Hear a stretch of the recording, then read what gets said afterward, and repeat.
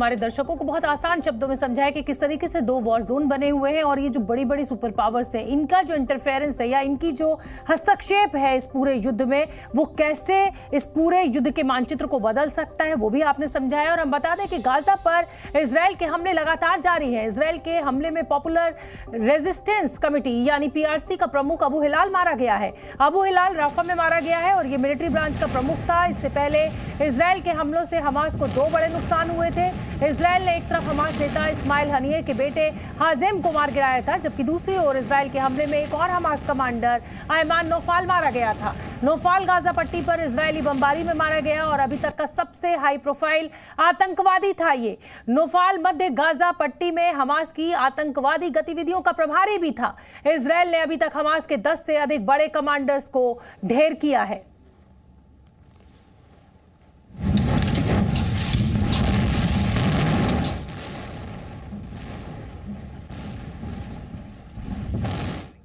तो आप जानते ही हैं कि इजराइल में जो इजरायली सेना है उसका गाजा में एक्शन लगातार जारी है। इजराइल ने गाजा में हमास को एक बड़ा झटका दिया है। हमास के सह संस्थापक अब्दुल अजीज अल रंतीसी की पत्नी और हमास के राजनीतिक ब्यूरो से जुड़ी सदस्य जमीला अल शांति इजरायली हवाई हमले में मारी गई हैं।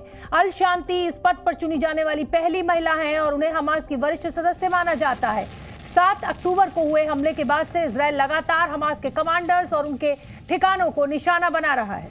आगे बढ़ेंगे और हम आपको बता दें कि हमास इजराइल युद्ध के बीच अमेरिका ने संयुक्त राष्ट्र सुरक्षा परिषद में इजराइल के खिलाफ लाए गए प्रस्ताव पर वीटो कर दिया है। प्रस्ताव में इजराइल पर हमास के हमलों, नागरिकों के खिलाफ हिंसा की निंदा और गाजा में जरूरतमंद लोगों को मानवीय सहायता देने की बात कही गई थी। यूएनएससी में यह प्रस्ताव ब्राजील ने पेश किया था। 15 में से 12 सदस्यों ने प्रस्ताव के पक्ष में मतदान किया। अमेरिका ने प्रस्ताव के विरोध में वीटो किया, जबकि रूस और ब्रिटेन ने मतदान में हिस्सा ही नहीं लिया। Please raise their hand.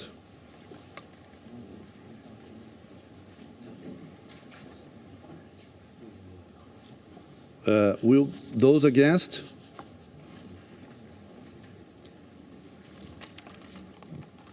Abstentions?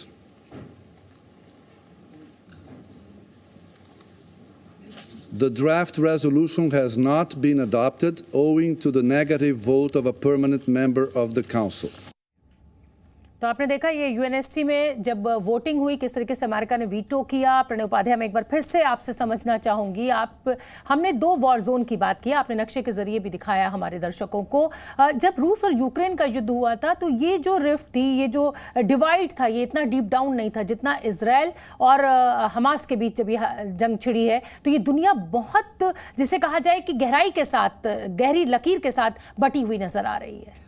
इसमें बहुत हद तक जो लेना देना है कहा जाए वो ऊर्जा के साधनों और संसाधनों का भी है, क्योंकि दुनिया के कई बड़े देशों के लिए जो तेल का स्रोत है वो खाड़ी देशों से, अरब देशों से आता है और इसलिए भी ये जो आपको इंपैक्ट है या जो डीप फिशर है या डिवाइड है वो देखने को मिलता है। बहुत पुराना विवाद है इजराइल और फिलिस्तीन का विवाद और इसलिए यूएन में ये सब लोगों को पता है, कई बार ये मामला यूएन तक पहुंचता रहा है, उसके कई रेजोल्यूशंस हुए हैं। लेकिन रूस यूक्रेन जंग की अगर आप बात करें, देखिए रूस का सोवियत संघ का ही हिस्सा था एक समय में, यूक्रेन भी वो उससे अलग हुआ, उसके अलग कई राजनीतिक कारण हैं। लेकिन यहां जो विवाद है इसका जो इंपैक्ट है वो इस्लामिक वर्ल्ड के लिए भी है, इसलिए ओआईसी जैसा जो संगठन है जिसकी कल बैठक हुई। लेकिन एक महत्वपूर्ण चीज आपने नोटिस की होगी शोभना, इस पूरे विवाद के अंदर ओआईसी की कल बैठक जरूर हुई, उसके अंदर प्रस्ताव लाया गया कि ईरान की इजराइल को अलग थलग किया जाए, उससे संबंध काटे जाएं, उसको तेल की सप्लाई न की जाए, लेकिन उस पर सहमति नहीं बन पाई। दुनिया के कई इस्लामिक देशों में भी इस बात को लेकर मतभेद हैं या कहा जा सकता है कि उनके बीच में इसमें एकमत नहीं है कि कैसे इस मामले को डील किया जाए। लेकिन दबाव हर तरफ बढ़ रहा है,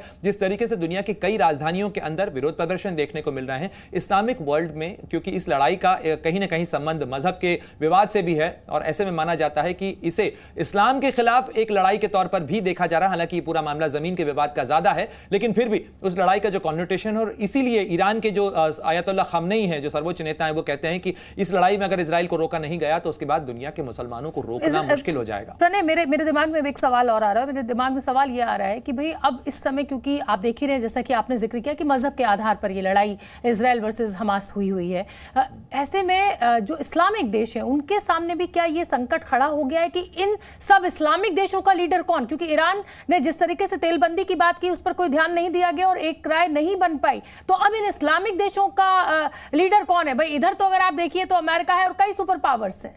बिल्कुल शोभना, आपने एकदम सही इस चीज को प्रिसाइजली पकड़ा कि ये दरअसल एक खींचतान भी चल रही है, एक रस्साकशी चल रही है कि इस्लामिक वर्ल्ड की सबसे प्रमुख आवाज कौन होगा। और इसके जो दावेदार हैं, एक तरफ अरब वर्ल्ड के अंदर कहा जाए तो किंगडम ऑफ सऊदी अरेबिया है, जो कि काफी समय से जिसके पास पेट्रो डॉलर की ताकत भी है और जो काफी मक्का मदीना वहां पर मौजूद है, इसलिए उसके पास एक खास अहमियत है। लेकिन उसको कंटेस्ट कहा जा सकता है। एक तरफ तुर्की कर रहा है, दूसरी तरफ ईरान भी एक प्रमुख आवाज के तौर पर उभरने की कोशिश कर रहा है। और ईरान जिस तरीके से मिलिट्री सपोर्ट का, चाहे कासिम सुलेमानी का पूरा मामला रहा हो और उसके बाद हमास या हिजबुल्लाह को लेकर समर्थन की बातें, जो आरोप लगते रहे हैं, उन आरोपों के दायरे में भी अगर देखा जाए तो ऐसा लगता है कि इस समय एक कंटेस्ट खुला हुआ है कि इस्लामिक वर्ल्ड की सबसे प्रमुख आवाज कौन होगा। और इसके लिए तमाम जो दावेदार हैं वो मेगाफोन डिप्लोमेसी करते हुए ज्यादा नजर आ रहे हैं, यानी इसमें तेज आवाज के अंदर बात ज्यादा हो रही है। हालांकि यह बात अलग है कि फिलिस्तीन के समाधान का कोई ठोस फॉर्मूला अभी किसी के पास में भी नहीं है।